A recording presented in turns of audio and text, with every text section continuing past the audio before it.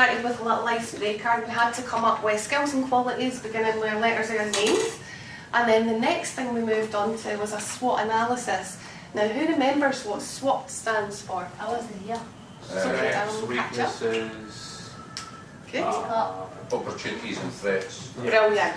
So, what does your strengths feed into? Your opportunities. Good. And what does your weaknesses feed into? Threats. Your threats, yeah. So I think what we did is we actually looked at that and then we started to populate our template for our portfolio. Is that right? Yeah? Good. The last part we're going to do today, because this is the last part of our unit, preparing for employment, is a thing called career planning, okay? Now you may be thinking, why do I need to do a career plan? I'm not 16 anymore. What's all this about, right? Let me tell you. I'm 38. I'm career planning at the moment. Thank you, darling. Love you.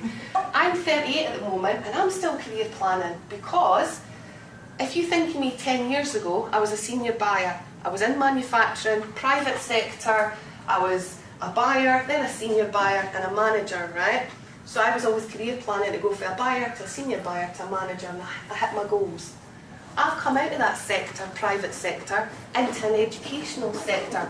Completely different requirements than that. So I'm career planning at the moment. Why, may you ask? Well, what did I do when I first started at Fife College? Yes, I started with an HND and I had lots of business experience from being a manager, but a requirement was to do my degree. So on my career plan I had, right, I need to do my good degree in order to get permanency as a lecturer and remain stable, you know, and I'm at my level that I should be. So I, on my career plan, decided to go and do a degree part-time while studying full-time. I hit my goal there, but I'm still career planning because what am I doing at the moment? You're doing maybe your master at MES? That's right, I'm doing my postgrads, TQFE in teaching, your master's level, yeah.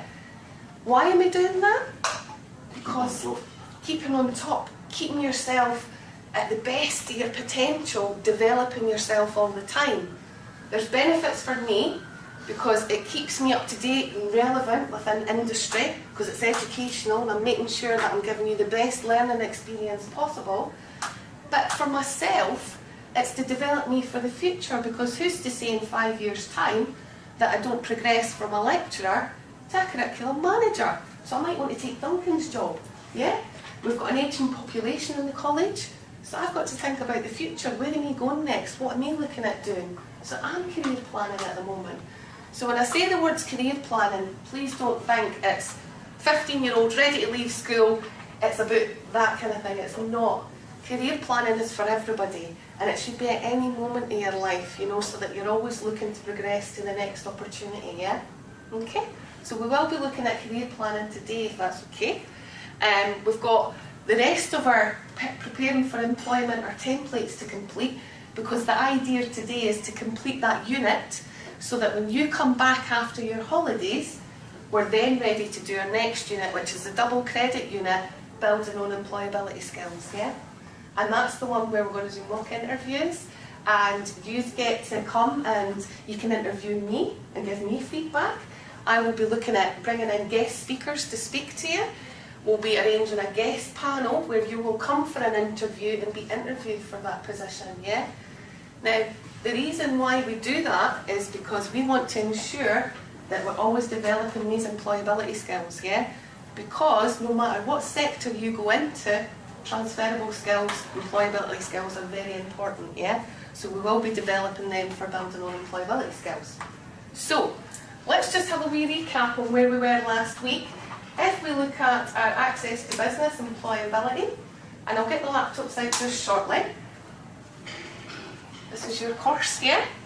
Now, we last week were working in preparing for employment, yeah? And remember the second folder down was where the assessment templates were for your SWOT analysis? Well, today we're going to access the career plan.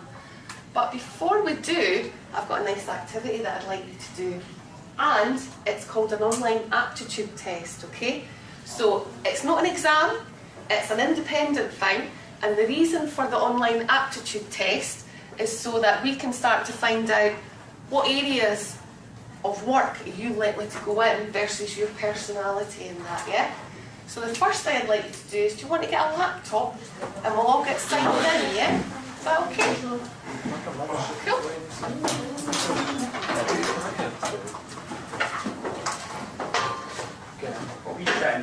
Oh, I was waiting for him.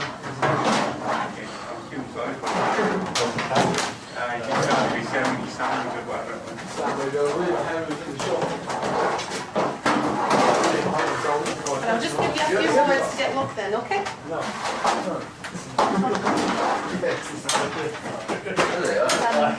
Are you okay with the lighting in here? Because I know you're going on laptops, so is that okay for you? Yeah, it's not too dark.